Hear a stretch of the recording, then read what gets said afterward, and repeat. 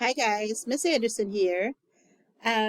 Ready to go over part two of our step number three, which is researching and gathering information for our sources. Okay.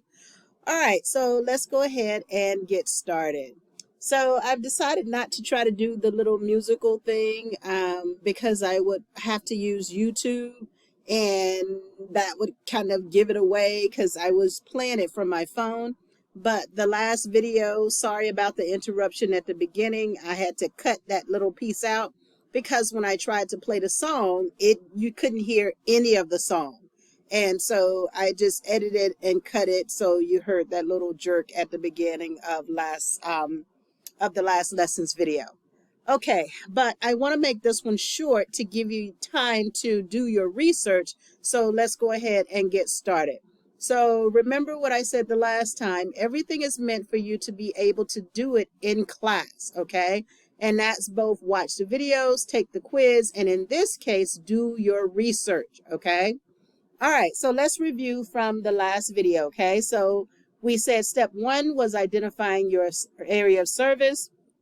Step two was generating your research question, and you should have the Padlet wall updated. And then step three, researching and gathering information. This is part two, okay? All right, so now creating your notes. I had said that, oh, I didn't start the timer. Oh my goodness. I think that's been about a minute maybe. Yeah, minute 42. Okay, so creating your notes. We said in the last video that you were going to do some note taking so that you can make sure to capture your sources, okay? And so this is what you're going to use to insert it in your research, the information coming from your sources. And we said that you were going to summarize, paraphrase, and do direct quotations. And when we get to research writing, I'll explain more about that because we'll do in-text citation and we'll develop our works cited list, okay? All right, but anyway, so this note catcher here is going to be in the classroom, okay? And you can do this digitally as well, but at least your first two sources or your first source, I want you to use this one as it really helps you to think out your resources and capturing the research that you're doing, okay?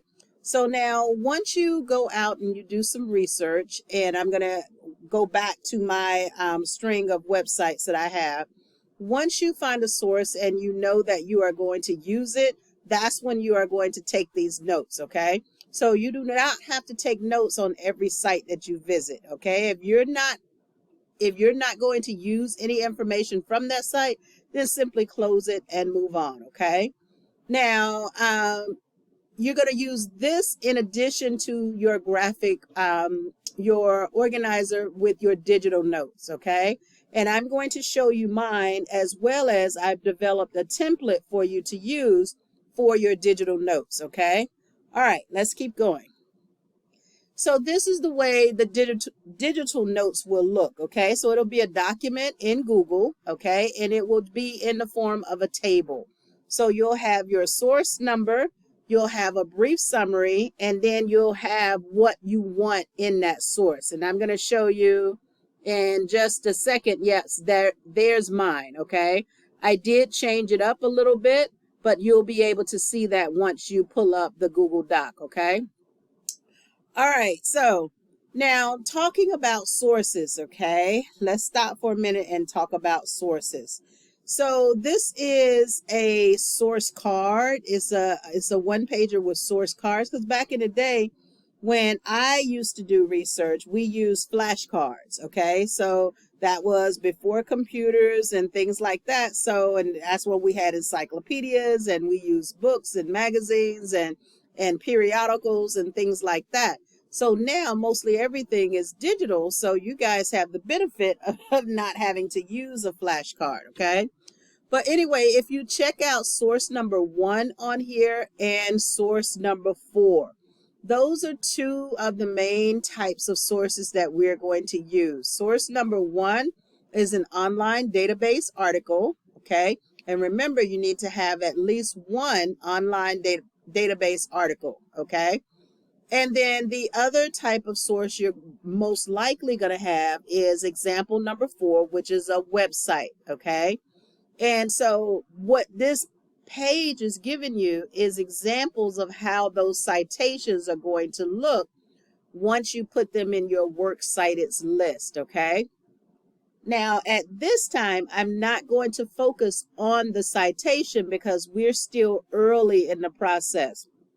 When we get finished writing our draft and when we start proofreading and revising, that's when we will take the time to go through the MLA format and get your sources correctly cited. Okay. And we're going to use a citation generator, which is what we didn't have when I was doing my research. Okay. Oh my God, you guys have so many conveniences that we did not have. Okay. You can also use encyclopedias, books, magazines. You can use any resource, okay? So you just need to make sure that you can document where that resource is so we can properly format it for a citation, okay? All right, so those are your sources. Now let's talk a little bit about reliable sources, okay? So when you're online, you know those websites that end in .org or .gov or .edu, those are trusted and reliable sources, okay?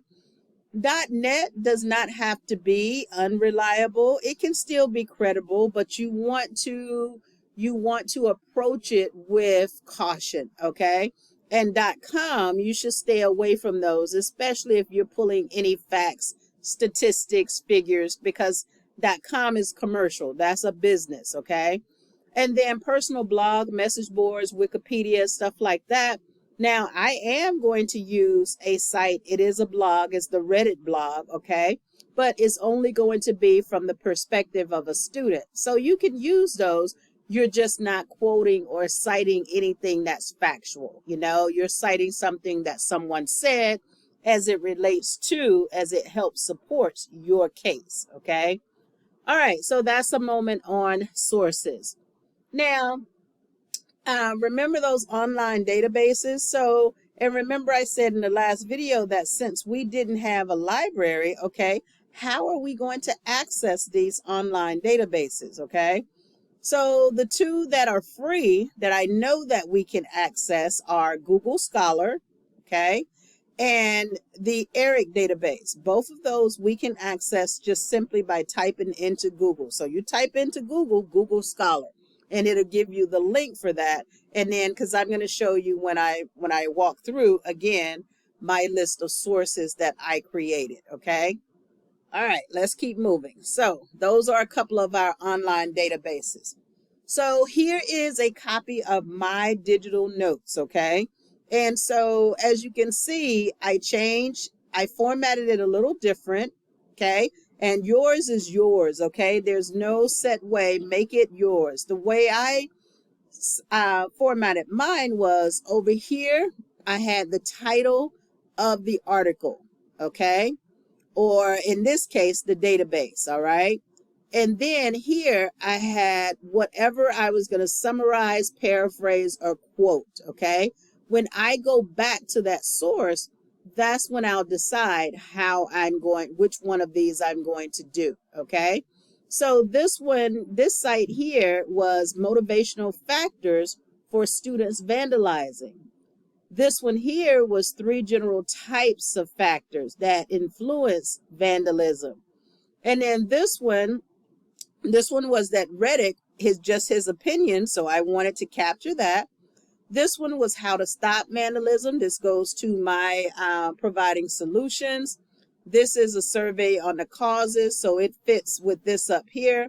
And this one was, I found it interesting in the motives because there were a couple of reports that I ran across Mexico, and this is in Israel. One thing that I noticed is that vandalism in schools is not an American thing. It's not just isolated here. It's all over the world, vandalism, you know. And there's some reasons for it that if not for this research, I would have never thought about. So I'm looking forward to sharing that with you, okay? But anyway, so this is what your digital sources should look like. And then all I did was copy and paste it, okay? I may have typed this right here, but the title of it, I just grabbed it from the website, and I'll show you in just a second. And then I came up here, I selected it all, and then I changed it all to the font size 11, and then to a nice Cambria font, okay? So that I can keep it all on one page. So as you can see, I have 6 sources, okay? As I continue doing my research, I will have more sources that I'm sure of, okay? But this gets me started, okay? And so remember, our next step, which is step number 4, is to move into our data collection, okay? And so I want to go back and I want to address my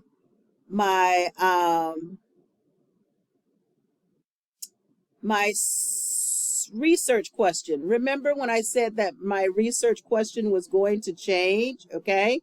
You can't really see it here. Let me get it on the, yes. My research question was, what are the consequences to our schools for vandalism, okay? I'm going to update my research question based on the research because I did not find any research on the consequences. I did not find, because it's not a lot, you know what I mean? Or it's not big enough. The research that I found, and I'll walk you through that in just a second, but I'm going to change my research question to what are the motivations for school vandalism, okay? What are the motivations? So I'm asking why. What are the motivations for school vandalism? What are the motivations for school vandalism? That looks good. No errors. What are the motivations for school vandalism? So if you find that you have to update yours, because based on, and here I go, I'm going to walk you through my research journey. When I came to the end, I realized that my research question was now different, okay? All right, so let's go ahead and walk through it because I remember I want to make this video short, okay? So that you have time to do your research, okay? Oh man, I'd have closed that, didn't I? That was my Google, that was my first search, and I think I shared that one in the first video. But that was my first search, and this one I saved, okay, in my note catcher. That was the first one, okay? Make sure you save the website, and make sure before you click off of that website, make sure you can get back to that website, okay? The urge to, okay? Make sure you can get back. All right, I'm going to go ahead and close it as I go through because I want to clear out my browser, okay? All right, this one I decided, I think NES, yes, I decided that I wasn't going to use it. This one had that 38% of schools reported having one or more incidents of vandalism. Well, this is capturing all vandalisms. And remember, they have break-ins, they have graffiti, they have lots of other types of vandalisms than the bathroom, okay? So my research is specifically on bathrooms. So this did not fit me. So I'm going to go ahead and exit out. All right. Fast Facts. I did get that from the previous website, okay? And then I opened up a new window. And as you can see, this one was Fast Facts. Do you have any statistics on school crime, okay? I ended up not using this. Now, if I were looking at crime overall, okay, because this is talking about weapons, serious incidents, drugs, stuff like that. No, definitely not. I don't, that takes me in another direction, okay? So I closed both of those, actually all 3 of those. All right, next one was, okay? This one was, it was in that Google list. I hate I closed that Google list, but this was in that Google list. And this one I did save because this one offered me reasons why. Okay, vandals are more likely to be Caucasian than members of, I don't, that's debatable. Okay, that's not true because our bathrooms are being are being vandaled. Okay. So, but I do want to use some other things that this had in it. So I did save this one. This one should be the second one. Factors in, yep, school vandalism. All right. Where are we here? So I kept that one. This is my Reddit, where I'm just quoting a student who's saying that he has to take a pilgrimage. I love his word choice. He said he has to go on a vacation just to use the bathroom. And I get that, because when kids knock on the door, to my door, and ask for a key, and if I say no, they're angry because now they have to go to the basement or go over to the annex, or it's hard finding a bathroom that's open. And I get that, which is why this was such an interesting project for me, in that maybe, just maybe, we can find some solutions so we can, make it better for next year, so kids don't have to, have these kind of feelings and stuff. And so you can use the restroom. All right, let's keep going. So, this was that video. I'm going to save this, come back to the end if I have time, okay? But this video was a definite 2 thumbs up going into my sources, and that's the YouTube video, going into my source document, okay? Vandalism in bathrooms and how to stop it, okay? Very good video.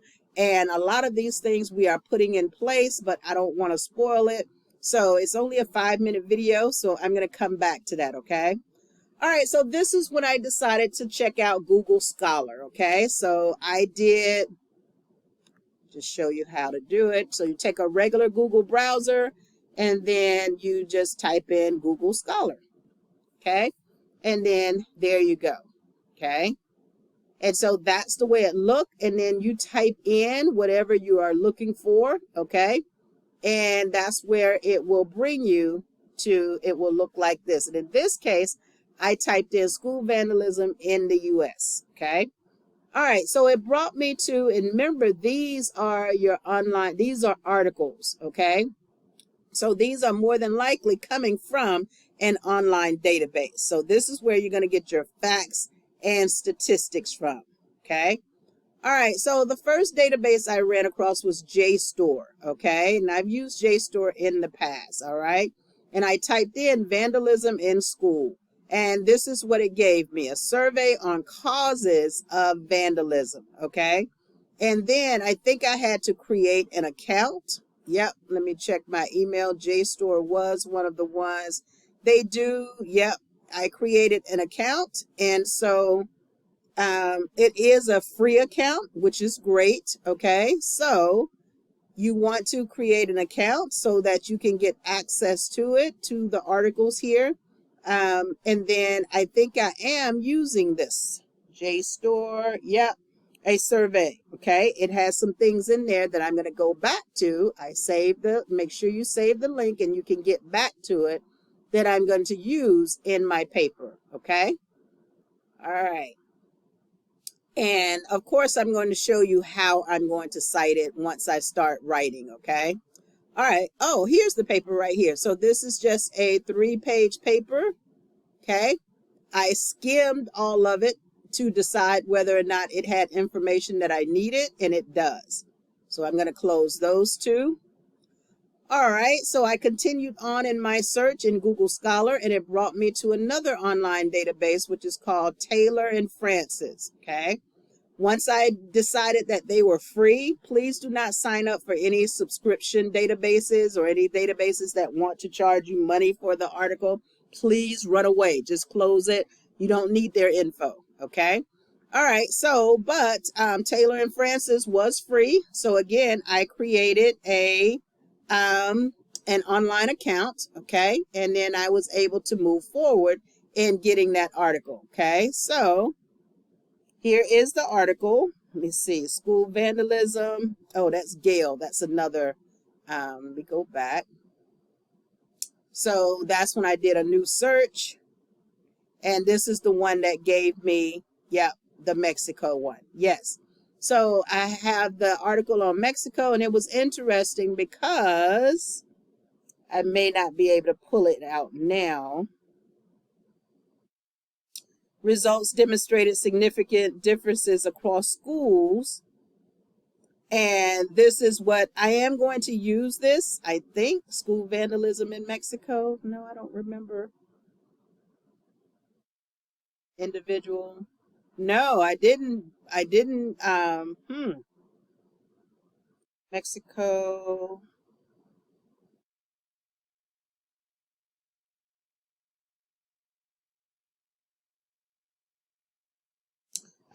Okay, here it is. This is a 2-year study that was used to determine how much variation in the rates of school vandalism between and within schools, and to detect individual and contextual characteristics that explain significant proportions. Okay, so this wasn't as fine tuned as what I was looking for. So that's why I did not move forward with this one as a source. So I'm going to go ahead and close that. All right, I did another, went back and typed in another set of keywords. Okay, a study of, and this one was Gail. Gail, why did you log me off? I forget what Gail had. Let's look at my, yes, Gail had the Israeli students, and I do have the I do want to show you this because this one, in some of the databases, it will give you the citation format, okay? And in this case, it did. And I want to show you that. All right, so this is the article, and you see up here where it says cite, okay? If you click on that, then this is the way it's supposed to be formatted for your works cited list. So you can go ahead and snap and grab that, okay?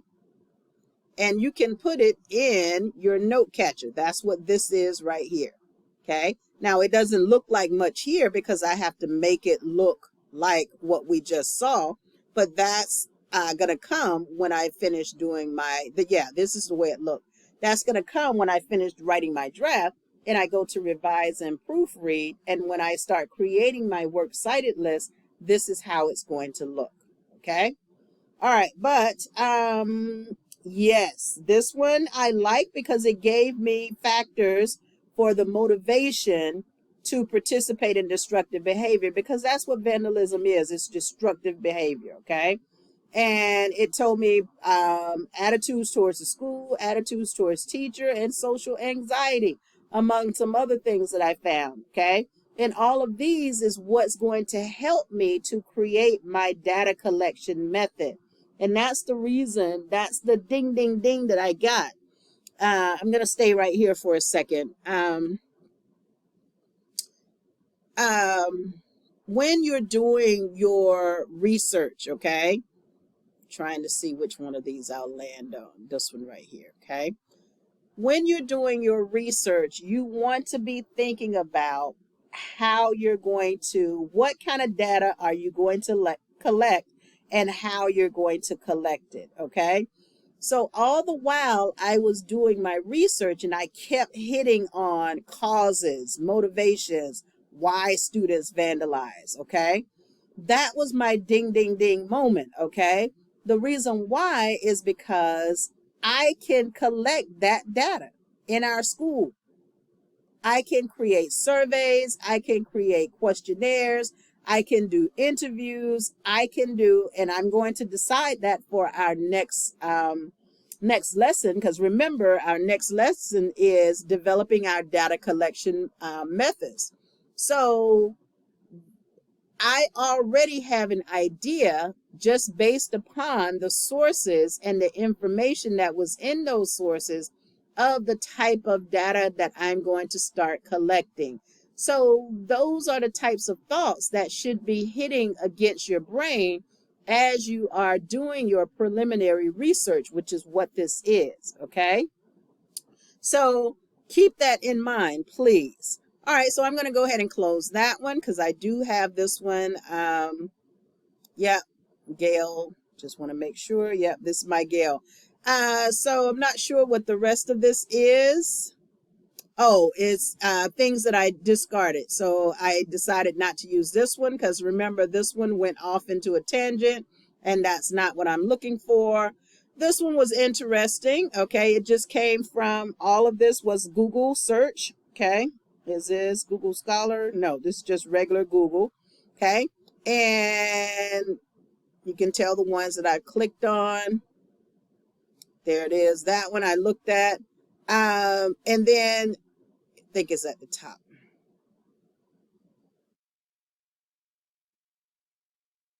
I found it interesting. It gave crime statistics by neighborhood. Okay.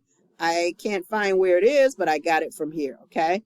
But anyway, so of course I wanted to look up my neighborhood. Okay. And my neighborhood is Northeast, and specifically is Torresdale. Okay. And I really like these numbers for Torresdale. So it says we have about 22,000 residents. Okay. Population, violent crime rate, property crime rate, and drug crime rate. So I was very, very relieved to see that there's not a lot of what was that? What crime is it? Violent crime. Oh my God. Theft, robbery, murder, stuff like that. I was very relieved that that number was 0.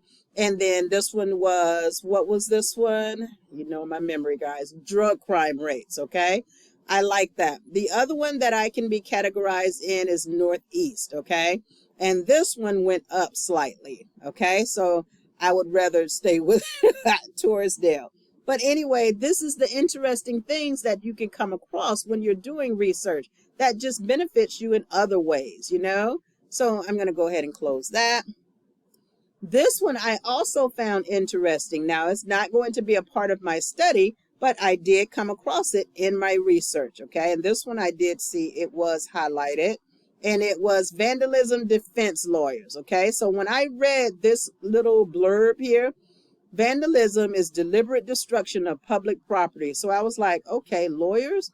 So this is actually an illegal act. Vandalism is actually a law against it, okay? And it is,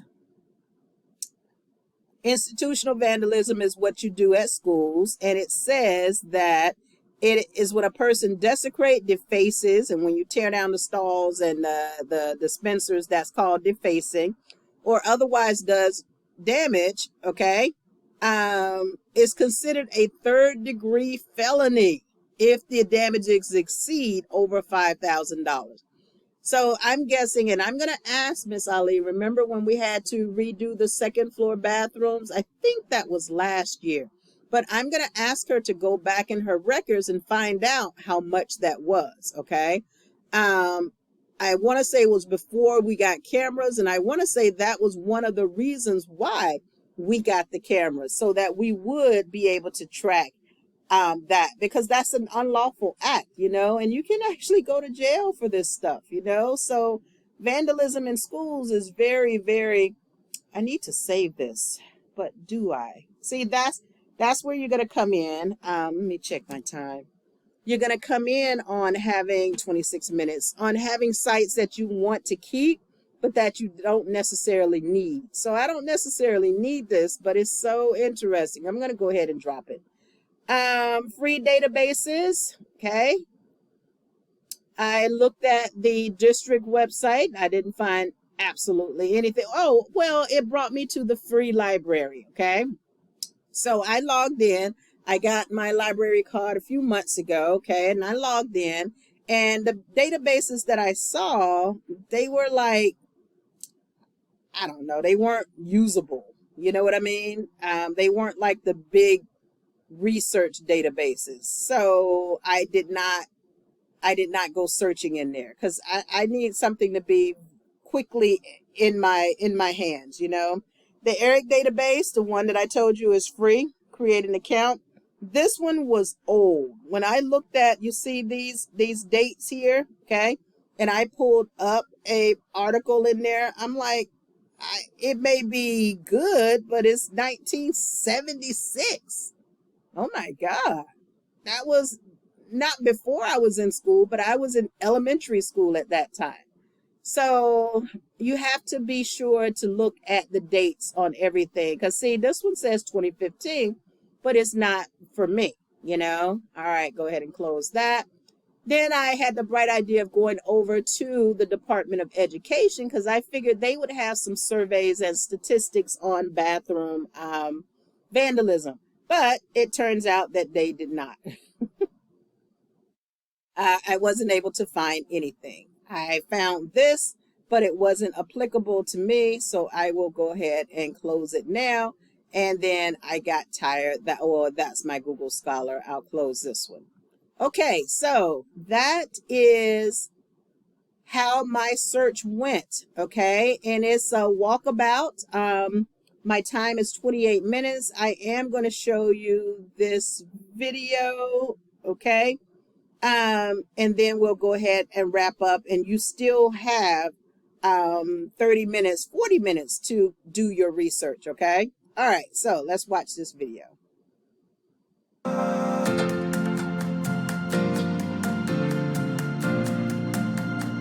And remember, this is A few months ago, I was asked to help a large high school in California having problems with vandalism in the boys' bathroom. Okay. For months and months, the boys were tearing soap dispensers and paper towel dispensers off the walls, flushing vape pens down the toilets, graffiti on the bathroom stalls. On 2 occasions, they even tore sinks off the walls, all during the school day. Then it all came to a head when a student brought a boombox and started a dance party in the bathroom during lunch. About 60 to 70 teenage boys swarmed, crowding into the bathroom and damaging sinks, toilets, stalls, and dispensers. Wow. They flushed so many vape pens down the toilet that the entire school sewage system backed up into the outside corridors. Wow. Due to inconsistent monitoring, lack of cameras, and sheer number of people involved, there was no real proof of who was to blame. Now, the high school was just starting on PBIS, so they didn't have any systems in place to prevent the vandalism. They hadn't established a clear expectation of how to behave in a bathroom. They didn't even have a bathroom pass system to verify who had permission to be out of class. They hadn't taught the expectations through school-wide lessons or campaigns that you would normally see in a PBIS school, nor had they any kind of positive reinforcement system that we could have used to improve the situation. Like, for example, we could have rewarded the number of days without incidents. And they couldn't really give any consequences to the students involved because they didn't know who they were. Without a clear bathroom pass system, a lack of cameras, and inconsistent supervision at the bathroom itself, they could only guess at who was responsible. Those are the reasons. While implementing PBIS at Tier 1 would have prevented the vandalism problem for the most part, we needed to address it. The school leaders wanted to bring people together to address the situation and find out what was going on. What were the unmet needs in the school that was making this happen not once but over and over again? So we invited students who represented important parts of the school community, different grade levels, boys and girls, not just top students, but leaders of other social groups. We also invited the custodian, assistant principals, the school district director of maintenance and operations, and a few teachers. By the time we held the circle, we had about 40 people all prepared to participate and speak openly about the needs in the school. I invited each person to share how they were impacted by the problem. One boy said because the boys' bathroom felt so unsafe, he wouldn't drink any water at school all day, leaving him with headaches from dehydration. Another girl broke down crying when she described how disgusting it was to have the sewage backing up into the corridor after the boys flushed vape pens down the toilet. She said the smell made her nauseous and was so strong the students couldn't focus in class.